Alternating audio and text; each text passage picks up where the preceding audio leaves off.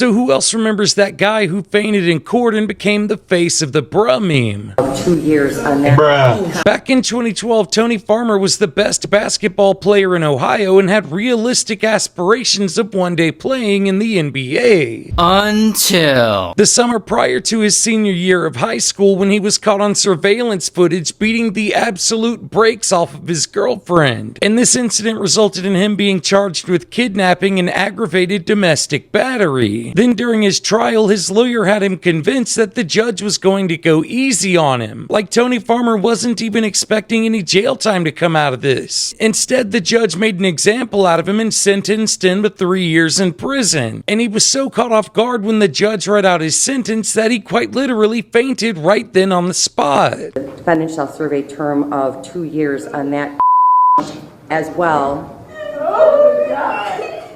Tony Farmer collapsed in court on Tuesday after Judge Pamela Barker sentenced him to 3 years in prison. And when the video of this incident was uploaded to Vine, it went absolutely viral, especially when somebody added the bruh sound effect to it. Of 2 years on that. Bruh. Tony Farmer would end up serving all 3 years of his prison sentence, but when he got out, he was ready for a fresh start. He began playing basketball for a junior college, and despite his time away from the court, was still able to ball the out. Then in 2017, Tony Farmer entered the NBA draft where nobody was willing to take a chance on him, but despite that, he was not ready to give up on his dream of playing professional basketball. Tony Farmer ended up playing professionally for a league overseas where he continued to play extremely well. Then he started playing professionally for a league down in Mexico where once again, he was a clear standout among his competition and for the first time in years began making moves to potentially play in the NBA. However, there was just one major roadblock standing in Tony's way. All of this was taking place during 2020 when the world would end up completely shutting down because of COVID. So once again, Tony Farmer found himself in a place where he was forced to stop playing basketball. But he ended up moving to Louisiana, he met a girl, they started dating, they fell in love, and everything was going great for Tony Farmer. Yeah, just kidding, he was once again arrested for domestic battery and aggravated assault. Everyone thought Tony Farmer had grown, matured, and learned from his past mistakes, but instead he was still just out here slapping them up. He's since moved on from this incident and returned to Mexico to play professional basketball down there, but what the future holds for Tony Farmer at this point is anyone's guess.